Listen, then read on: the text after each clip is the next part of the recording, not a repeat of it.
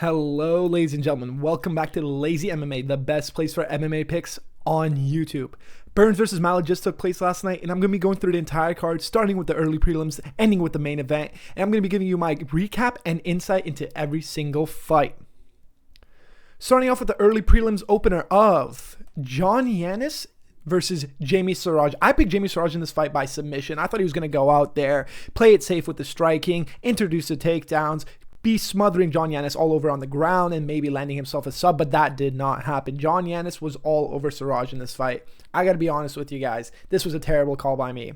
And also LeBlanc, which we'll get to later. Listen, man, this was a clearly inexperienced dude because he was not responding to those shots well. He was not taking those shots. Yanis was ripping to the body, eventually ripping to the body so hard it caused Jamie Siraj to drop his hands, and he walked right into the lead hook of John Yanis, and he got put out in the very first round. He got put out bad, ladies and gentlemen. This was not a good start for Canada. I can't lie to you guys. We were getting whooped left, right, and center until we got to the main event, which we will get to later. But it was a great win by John Yanis. It was just obvious that Siraj had nothing for him. He tried a takedown once, didn't really commit to it, didn't really get it, didn't really have anything for John Yanis on the feet. He just kept plodding towards him with no clear game plan at all. And John Yanis ripped to that body, opened up his guard, landed that lead hook, and put Jamie Siraj out. It was a great win from John Yanis. And that was someone I did not rate, but he's on my radar now, and he should be on yours too.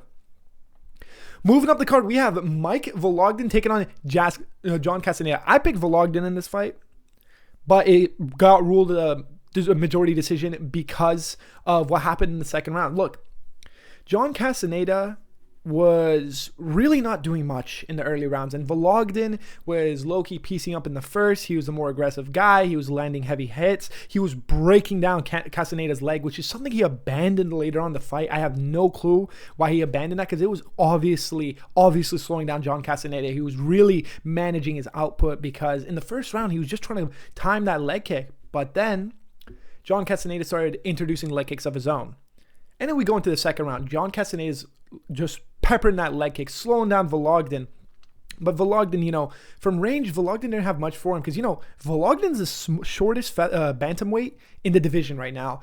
And Vologden started getting peppered up, but John Castaneda landed two low blows. And these two low blows caused him to lose a point. Losing that point, it caused John Castaneda to pick up the pace. He started chopping at that leg, slowing down Vologden, pushing him against the cage, beating him up. He was laying it down on him. And we go to the third, and the third, I don't even know who I would score to. It was a pretty close round, but I would still give it to Castaneda, because actually it wasn't that close of a round, because Castaneda low-key almost finished him because Vologden was so gassed, because Vologden threw like 5 rolling thunders for some reason throughout the fight. He was just like spamming it, trying to be entertaining, but he was getting his own leg chopped up so much that when he was trying to throw shots, they were just reckless looping shots, and he lost that pop in his shots that he had in the earlier rounds. We go to a decision, and because of that point deduction, it was ruled a draw. And Castaneda did miss weight in this fight, so he had to give up 20% of his purse, but Vologden looked good. He looked entertaining. He looked sharp. He looked like a mini version of like Michael Chandler, like really low fight IQ, but a really entertaining fighter. I look forward to his future fights. This guy is an entertaining fighter, man. But the 2 appearances I've seen of him, both on the Contender Series and now on his UFC debut, they've been fireworks, man. This card started off really hard. This card in general was unbelievable. I can't lie to you, man. This card was so great, and I did not expect that at all. Because remember, I told you this fight card was supposed to happen in Ottawa, where I go to school, and I was so excited to go to UFC, but guess what? They pulled it out, went to Winnipeg, and I was low-key shitting on the card a little bit, being like, oh, thank God they didn't come to Ottawa, but man, this was a fire card. Moving up the card, we have Jamie Lynn Horth versus JJ Aldrich. Listen, man, I'm going to say it how the fuck it is. This was probably the biggest robbery I've seen in recent times. I can't really recollect anything. This might even be the biggest robbery ever. I literally cannot think how you could score this fight to JJ Aldrich at all. This was closer to a 30-27 Jamie Lynn Horth than it was to a 29-28 Aldrich. Dude, off rip, Aldrich had nothing for her. Jamie Lynn Horth is a mean gal. She's throwing that knee up the middle. She's using her range well, teeps, leg kicks all over her. She won the first round decisively. We go into the second, and dude, Jamie Lynn Horth pours it on the second. She busts up JJ Aldrich's face. She cuts her up. She breaks her down. She stuffs 2 of JJ Aldrich's takedown attempts. We go off into the third. JJ thinks she's down 2. Everyone thinks she's down 2. She's trying super hard to get a finish, but even then, in the third, Jamie Lynn Horth did not take it slow at all. She actually was up by 1 on Sigs. It was 27-28. And we go off to the judges' scorecards, and my buddy's like, oh, because this was one of my picks, and I was like, oh, he was like, easy 30-27. I was like, you know what? You can maybe give Aldrich the third just because, I don't know, just because she was like really pushing the pace there. And they announced 29-28 UD, and I was like, okay, so they're giving it to her 29-28 UD, and they said Aldrich. It was the biggest robbery. I literally cannot think how you could score this fight to Aldrich. You know, in fights where sometimes we can claim robbery, at least that guy had his moments, and it was still a robbery, right? JJ Aldrich had no moments. She had no response for Jamie Lynn Horth. She was trying to push a sparring pace, but Jamie Lynn Horth was not taking that. She gave Jamie Lynn Horth a nosebleed, but that's about it. I think the judges seriously need to be investigated because I do not understand how JJ Aldrich could have won this fight. And also, fun fact, Horth by decision was the most bet prop of the night. Now, I'm not making any accusations here, but it was unbelievable. I could not believe that Aldrich won this fight. Dude,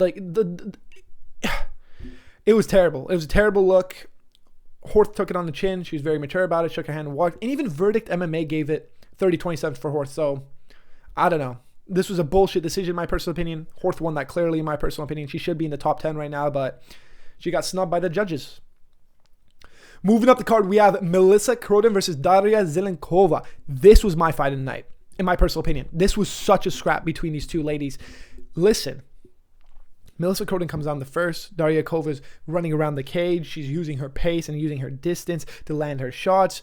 And Croden has no response for her in the first. She can't figure out her timing. She can't figure out her range. She's throwing these up kicks from distance that are not landing at all. She goes to the stool at the end of round 1. She's talking to her coaches. She's asking them questions. I've never seen a fighter be so proactive in their fight. She's saying, oh, this is what I'm struggling with. What do you see? What do I not see? And then we go into the second. And she pours it on in the second on Daria.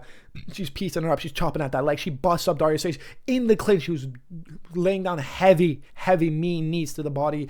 Elbows. She cut up Daria. Daria was on the back foot running away from her for the whole fight, for the entirety of the second round. I literally thought Melissa Croden was on the way to get a finish. It was a beautiful scrap. Daria then at the end of the third realizes that she's getting her ass whooped. She starts pouring it back on Croden. We go off to the third, and it was just a firefight. Both of them came out fired up. They're like, yeah. Both of them came out fired up. They're throwing heavy, man. And Daria was doing good, but here's the thing. Melissa Croden really just got that pack a punch in her hands, bro. Because here's the thing. Because Daria was throwing more than Melissa, but when Melissa was landing, it was landing hard, and it was causing Daria to go on the back foot and run away, like literally run away from her. But Melissa Croden was cutting off the distance with using her body kicks every time she was trying to run away laterally. Melissa Croden busted up Daria, took her to the ground, almost finished her once again. We go off to the decision. She wins UD 29-28. It was a great fight. It was such a scrap from beginning to end. I was sat there, and I've never been so mesmerized by a women's MMA fight before. This was such a great scrap by both of them. Such a great effort. Canada got its first dub. I was fired up for this fight. This was a great fight, and I really think they should have gone fight of the night, man. These girls did not stop pouring it on each other from the beginning of the fight to the end of the fight. And it was a great win for Melissa Croden. I think she deserves a shot at the rankings now. I think that it's undeniable. This was her first decision win. How crazy is that, dude? 7-3 women's MMA fighter with all 7 wins being by finish? Phenomenal performance by Melissa Croden, and even phenomenal performance by Daria. It was a great fight, guys. It was a really, really, really great fight. Moving up the card, we have Tanner Boser vs. Gokhan Sakharyan. Listen, I picked Gokhan Sakharyan to win by KO. I thought that Tanner Boser was going to be easy to get out of there. He was not. This was a scrap. This was a real heavyweight scrap, ladies and gentlemen. Listen. Tanner Boser, I didn't even know this guy's base is karate, but he was chopping at Gokhan's leg. He was ripping to that body. But here's the thing, man. He had really great 1s and 2s, especially from range. But whenever this guy went to throw a hook, he would dip his head down and blindly throw his hook. And Gokhan was an MMA fighter who kept his eyes on him, and he would land his shots every time this guy went to go throw hooks. I would edge the first to Tanner Boser. Tanner Boser was laying down shots on Gokhan. Gokhan definitely did not respond to those body shots really well. He tried to hug up Tanner Boser against the cage, but Tanner Boser got out of the cage, and he just started ripping to that body and leg kick. And man, dude, those welts and bruises, this was one of the first times that was so noticeable on Gokhan's leg. It was so noticeable. We go up to the second. Tanner's still investing in that low kick. I love to see it. He's investing to that body. He's doing well. He's winning the second. He got clipped, though. He gets clipped. He recovers. I thought he was out for a second. He comes back on his feet, lands heavy. Gokhan slows down. Back against the cage. Then he lands a heavy shot on Tanner Boser. He lands a fucking mean shot on him. It drops Tanner to the ground. Gokhan goes on with him, and the follow-up shots were just devastating. They were devastating. They put him out. They put him out. And they had to put a stop to this fight, and Gokhan secured himself a TKO in the second round. It was a great performance by both of them. Gokhan was fast as fuck for a heavyweight. He's a real heavyweight prospect, I can't lie. And Tanner Boser, for a guy who's just a regional scene like he looked great this fight. I can't lie to you. I got to give him respect where respect's due. He repped Canada really well. It was a scrap from beginning to end, and it was not a blob fight. Both these guys came out to scrap. Moving up the card, we have Julian LeBlanc versus Robert Valentine. Listen, I picked LeBlanc to come out here and finish Valentine. I thought that he was going to come in here, make it bloody. LeBlanc's got phenomenal jiu-jitsu. LeBlanc's got really good elbows, really good body kicks, and he ripped the body kick like I wanted him to in the first round. He ripped a mean body kick, one that really caught Robert Valentine's attention. But man, unfortunately, he was not as defensively sound as he needed to be. I think the lights got a little bit too bright for him, because when Valentine started pouring it on, instead of stepping back and recovering, he got caught with a mean left, and Robert Valentine made a really high IQ decision, because LeBlanc is great at jiu-jitsu. LeBlanc could have pulled guard, maybe thrown up some sub-threats, maybe recovered, maybe gone back to his feet, but rather than going down to the ground and just trying to land ground and pound or try to finish him there, when he had him hurt, he introduces the grappling game. He takes Julian LeBlanc's back. LeBlanc is trying to get out, but whilst he's trying to get out, Robert Valentine goes right under the chin and gets the submission. And guys, I respect LeBlanc. I just think he wasn't UFC ready, I think that he does possess some talents, but I just think that he needs to put together a couple more wins. I think that you should give this guy another opportunity, Unfortunately, he's a little bit up there in age, but regardless, man, he did have offensive capabilities. It was just, he wasn't really defensively sound. And Robert Valentine, man, that post-fight speech he gave us, was one of the most emotional, tear-jerking post-fight speeches ever. In his last fight against Atiba Gutier, in that fight week, his mother died. And a lot of people say that, yeah, he was going to get knocked out regardless, but it kind of seemed like he accepted defeat. He did not want to be in there. His mind was somewhere else. And he hopped on the mic, and he was super vulnerable. And this was one of the most human speeches post-fight I've ever seen. He cried his eyes out. He thanked his coaches. He dedicated his fight to his mother. He talked about how hard he had to work to get there, because, he's 0-3 in the UFC, and he's been matched up with some pretty brutal matchups, and he just gave us a heart-to-heart, man, and the Canadian crowd really showed him some love. They really screamed his name and yelled his name, and he gave us a really memorable post-fight speech. I think that he should have gotten a bonus, because it was a really heart-to-heart speech that he gave us, and great win by him. Very good IQ. Very good recovery after that devious body kick by LeBlanc. And he just locked up the sub in the first round. Moving up the card, we have, oh my goodness, Marcio Barboza versus Denis Bazooka. Listen, ladies and gentlemen, I fucking told you this guy should have been in the UFC long ago. This guy is beyond UFC ready. This guy's ready for the fucking rankings. Granted, I think they might, save him a little bit, give him another couple fights in the unranked, maybe give him like an Ishmael Bonfim. Not Ishmael Bonfim, people are talking about him and Ewing. Chill the fuck out, bro. But listen, this is another Ilya Topuria archetype. Him, Delarian Douglas, Kevin Vallejos. A lot of these guys are bringing in the crisp hands, the boxing. I think there's a lot of elements that a lot of these MMA fighters don't focus on. You see, first round starts. I also picked Barboza by KO in the first round. I even called first minute. Just saying. Anyways, fight starts. Denis Bazooka is doing well. He's managing range very well. He's in and out with his shots. Leg kick, boom, boom, boom. Out. He was getting out of range, but Barboza wasn't firing back. And I'm sitting there being like, why is Barboza so hesitant? Because in these fights, oftentimes he's the aggressor, but he was being pushed on the back foot. But Denis Bazooka comes in. Barboza throws literally 4 punches. Jab, jab. Guy comes in. Denis Bazooka tries to come in for a body shot. The most splendid, perfect timing I've seen by Mauricio Barboza. Boom! Snap left hand hook, lands flush, lands clean, and it was a vicious knockout, dude. Denis Bazooka goes on the ground like a corpse. He falls flat on his back. It was unbelievable. I was yelling at my TV. I was like, oh my fucking God. This was a vicious knockout. We haven't seen someone get starched like this in a minute, bro. And it was so refreshing to see. I was hyped. This card just keeps getting better and better and better. Great performance. He got 100K. I want to see him back in the cage. He did not take that much damage. He looked crisp. He looked sharp. And I look forward to him, man. I look forward to this guy's future. I think he's got a long, long career ahead of him. And it was a phenomenal performance. Moving up the card, we have the main card opener of Thiago Moises versus Gage Young. Listen, a lot of people call this a scrap. I think it was a pretty lame fight. Listen, bro, Gage Young is a decision machine. He could have finished Thiago in the third round, but he just started emoting on him. It was so weird. Listen, bro, Thiago, first round, it could have gone either way. Second round, I thought Gage won that clearly, but that's what made it a split decision. Like, look at the numbers, 14-44. But here's the thing, Gage Young is going jab, jab, jab, jab, cross, leg kick, throwing little pitter-patter shots. And Moises, he pushed down Gage Young a few times, but based on optics, you could assume that the guy got drops, but he didn't. But he cut up Thiago Moises. He cut him up bad in the second round. Third round begins, and he's pouring it on Thiago Moises. He's chopping out that leg. Moises looks tired. He looks dead tired. Gage still looks sharp. He's throwing that cross. He's busting up the nose. He threw in some elbows. He cut up Moises. Moises looked bloodied. And Gage Young lands a mean cross. Drops Moises on his back. Lets him back to his feet. Leather left hook. Drops him again. This time, he was patient. He tried to go up to him. Didn't get in his guard, tried to pass his guard and land some ground and pound, but he couldn't. It was showing that Moises was recovering, so Gage Young postures up, and instead of backing up and immediately letting him up so he can come back at him to try to get the finish, he stands there and starts dancing. I get he's a young guy. The young guys do that. I just don't think that you were doing as well as you did to start dancing. But he starts dancing, but Moises, when he gets up, I think Gage was like, I won this fight, and I could take the rest of the round off. There's about a minute left, but Moises hits him one time with a hook. Whoa. Catches Gage Young's attention. Moises realizes, whoa, I just hit this guy hard.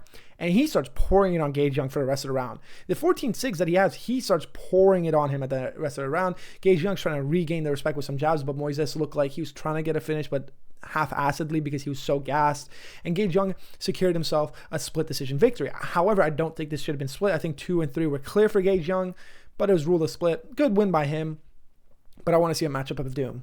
Because seriously, I cannot stand guys who are not going to commit to the finish. Like, I feel like Gage Young was pulling back 20% of his shots just so he can throw out more and have more cardio than Moises, which was a good game plan. But I feel like when Moises was so gassed and it was so evident that Gage Young had so much more cardio than him, I think he really should have poured it on him because he could have most definitely found himself a finish. But nonetheless, it was a good win. He split up Moises, pieced him up, and secured himself a split decision victory. Moving up the card, we have Jasudavicius versus Silva. Before I even break down this fight, I'm going to take out the Zin. You know why? I'm going to take out the Zin because Jasudavicius had a Zinin during the fight. What are we doing here? And people are calling that cheating. Dude, it's counteractive. It constricts your blood vessels. It makes you more tired. This was a boring dog shit fight. Jasmine was just landing takedowns on Carini. Wasn't really doing much with the takedowns. Carini was actually doing more off the ground, arguably, because she was throwing up sub threats, pitter-patter shots, secured herself a unanimous decision victory. Even during her post-fight speech, she did say this was not the performance I was looking for because this was a really lackluster fight. It was a 15-minute nap, if you want me to be honest with you. There's not much I can say in this fight, honestly. They really weren't doing much. It says total strikes 72-88, but they were pitter-patter shots when they were on the ground.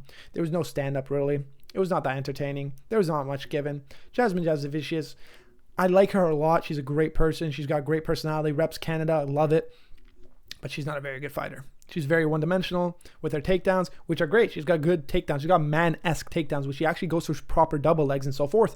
But I just feel like she doesn't do much on the ground. And I feel like she looked really slow in this fight, which is, I think, the Zin. Because I don't know why she looks so gassed on this fight. Jasudavicius is usually the cardio demon, the grappling and cardio phenom. But I don't know. Good effort by Carini. But I think that she should have tried to force the stand-up more. But it seemed like she was kind of accepting the ground position because she thought she could sub her or something. But, that was that. Jasudavicius secured herself a UD. Moving up the card, we have Nallo versus Jai Herbert. Ugh. I had Nallo to win this fight. I'm a big fan of Nallo. He's from Vancouver. Reps the 604. I fucking love it. Entertaining guy, funny guy, really good on the feet. Probably one of the best kickboxers out of TriStar. TriStar is the gym that he trains at, GSP's gym, fucking Fereziam and Ayman Zahabi and so forth. But listen, it was just a rookie mistake, and that's why he lost his fight. Listen, Nallo came out and landed a really devious head kick. Even Jai Herbert was confused where that head kick came from. He was like, who even threw that head kick? And then Nallo cracks him with a hook, cracks Jai Herbert. He drops, he gets back to his feet. He's against the cage now. Nallo lands a devious cross. He's hurt again. But then he had this look on his face, this smirk of, I'm about to finish this guy on my home turf. I'm about to get my performance bonus. I'm about to finish him in Canada. I'm about to represent. Like, he had this look of overconfidence, and Herbert just looked focused. He didn't look panicked, even though he was on the way out. He didn't look panicked. He waited. Mandel with his hands down, trying to get that finish and throwing reckless shots. Boom! Devious cross, drops Nallo. He was unconscious. I think the referee had money on Nallo, because once they go to the ground after the first drop, Herbert puts it on him, and he puts Nallo out for a second. Nallo pops back in, goes from an armbar into transitions into a leg lock-esque thing, and he tries to get himself back up. He does get himself back up, but even when he gets up, he had this look of, oh fuck, on his face, and he looked like he was out of it. He looked wobbly. He didn't look like he knew what he was going to do to regain some distance and recover, because Herbert, as he's pressing closer to him, instead of covering up or throwing a jab to push Herbert back or maybe a teep, he throws a really, really close, like, point blank body kick for some reason, and then tries to throw some shit, and Herbert catches him mean, goes to the ground, lands ground and pound, finishes Nallo. And it was sad, bro. And I hope they give this guy another opportunity, because you have to consider, dude, Nallo's 36. How much more room does he have to develop? I don't know. You know, I really, really like Nallo. I think he's entertaining. I really think his striking is phenomenal, but I just think he had a rookie mistake in the sense of he counted his opponent out when he dropped him. He counted him out. He thought that victory was in his hands, got overzealous, got dropped, and he failed to recover, and Herbert showed the veteran savvy skills of patience and finished him in the first round. And I think Herbert low-key got snubbed. A lot of people are saying this was fight of the night. I think he got snubbed by a finish bonus, but whatever. Moving on to the card, we have Phillips versus Charles Jourdain. Listen, there's a lot of controversy in this fight that people are saying online, but I don't think there should be any controversy in this fight. Listen, Phillips was out there with a game plan I've never seen Phillips do. He was a grappling first game plan, and Charles Jourdain over there, and he looked sharp on the feet, but he kept doing retarded shit, dude. He was doing flying knees, he was doing jumping switch kicks, he was doing jumping teeps, he was just trying to look flashy and get that finish, but every time he kept missing these flying knees, Phillips would take him to the ground. But when they were on the ground, Phillips was not landing on ground and pound. There were some great scrambles. Charles Jourdain kept trying to get up, but Phillips was super focused on keeping him on the ground. But Charles Jourdain started throwing up sub attempts. Charles Jourdain off his back was throwing 12 to 6 elbows. He was doing a lot more. And we get to the third round. We can say that the first round went to Phillips because he did grapple Charles Jourdain for an extended period of time. But in the second round, even though he grappled Charles Jourdain once again, Charles Jourdain was laying down some ground and pound from his back, dude, and he reversed position, and once they were standing, I just think he had the bigger moments to steal round two. We go into round three. Once again, Charles Jourdain's doing his stupid jumping teep or whatever. Phillips takes him down. Phillips takes him down for probably about a minute 30, but once they're back on the feet, Charles Jourdain finally lands that flying knee, cuts open Phillips in the eye, and the rest of the round, he's teeping him, he's kicking him to the body, he's throwing jabs, pushing Phillips against the cage, he's keeping him on his back foot. Optics were all on the side of Charles Jourdain. Phillips was busted up, and I think he stole that just based off of damage. I just feel like Phillips was using the grappling to stay in the fight, but not using the grappling to win the fight. And I think that this was clear 2-3 for Charles Jourdain. They gave him fight of the night. It was a good scrap. These guys threw back and forth. However, I do think that Melissa Coden should have gone fight of the night because those chicks scrapped, man. But great win for Charles Jourdain. One thing I really like is that Charles Jourdain really managed his cardio pretty well, and Phillips just, the thing about Phillips is he's so talented and so great, but he always gasses. He always gasses out. I don't know what it is. Maybe it's the wrong weight class. Maybe it's strategy. Maybe it's not enough cardio training, but he always gasses, and Charles Jourdain just looked like the fresher and sharper man. And last comment, he was being way too flashy, and it was pissing me off because I was probably in Canada, because at the end of the second, when it was 1-1 and it was a close fight, he goes for a fucking rolling thunder to, hype up the crowd or whatever. But like, dude, you're going into the third. It's a battle of cardio. Why are you taking off 20% of your gas tank by going for something stupid like a rolling thunder? Like, what are we doing here? But anyways, Charles Jourdain secured himself that win, and it's time for him to get an opportunity at the rankings. Moving on this card, we have the main event of the evening, Gilbert Burns versus Mike Malott. Before I get into this fight, I did pretty well on picks. I went 10 for 3 with one void because, the draw. But I picked Gilbert Burns in this fight, but I said in my video, I hope Malott wins, because I said Malott does have the striking component, but I really thought Malott did not have a grappling game previous to this fight. But man, did Malott look good this fight. It was like a brand new version of Malott that we've never seen before. Like, Malott looked so sharp. He looked so crisp. He looked so patient, and he was picking his shots well. He was not throwing meaningless shots. He was not throwing pitter-patter jabs to try to mitigate range. He was picking his shots, and they were landing. They were landing clean every single time. And even when Gilbert Burns was covering up in the guard, Malott was landing hooks to get in. He was landing elbows. He stuffed, how many times? He stuffed 7 takedown attempts from Gilbert Burns. And it's not like Gilbert Burns was not fully committing to takedown attempts. A couple of them he fully committed to the takedown attempts. But Malott had great sprawls. And when they got back to feet, boom, knee to the body, left hook, pushes him back. He had the respect of Gilbert Burns. Gilbert Burns was scared to fight Malott in the feet. And Gilbert Burns could not get past Malott's range because Malott had great distance management in this fight. And then we get to the third round. Malott's looking crisp. He's won the first 2. He's piecing up Gilbert. Gilbert can't break into his range at all. He can't land any takedown attempts. Malott goes boom, boom, 1, 2, 3 on that third punch, clips Gilbert Burns, drops him to the ground, goes on top of him, and lays down mean ground and pound, secures himself that finish in Canada, hops on the cage. Let's fucking go, baby. Canada. And what pisses me off is, side note, Dana White, he doesn't allow for people to rep their country, because Malott wanted to raise the Canadian flag, but they wouldn't let him. But anyways, it was a phenomenal performance by Mike Malott. We go off to the post-fight speech, and man, Malott, I cannot ask for a better guy to be Canada's representative in the MMA world. What a class act. He gave thanks to his coaches. He gave thanks to the Canadian people. He talked about how proud he is to fight in Canada and how fortunate he is. And then, you know what he said? That this is Gilbert Burns' time to talk, because he's a legend of the game, because he was retiring. He retired this fight.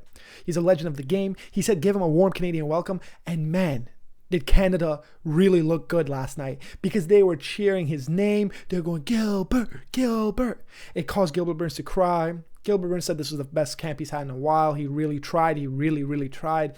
But he's just getting up there in age, and it's time. It's time. And they really gave him a warm reception. They stayed there for his post-fight speech.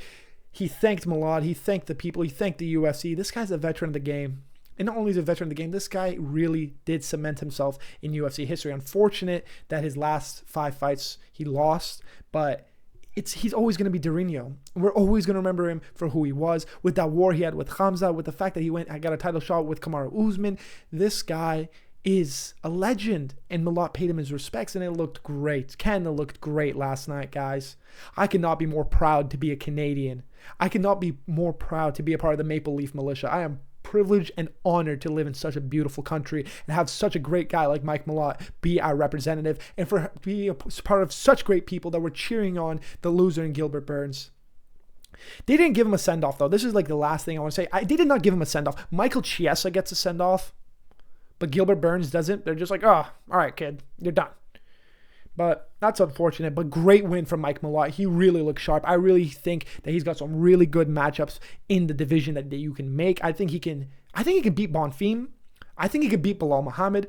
And you know who I think they should give him if he wins? Leon Edwards. I think Malott would starch out Leon Edwards. Malott really does have some power in his hands. Malott really did improve his grappling defense. Malott looks great last night. We've never seen a version of Malott ever.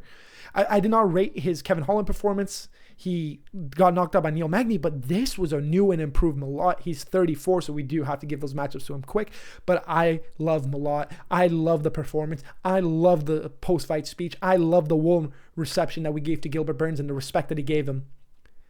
And that's been the entire card recapped, ladies and gentlemen. Let me know down below what you found to be the most entertaining fight of the night, because there were so many bangers on this card, guys. I was shocked how many bangers there were on this card. Well, that's been Malott versus Burns recapped. Lazy MMA, lazy analysis, serious results.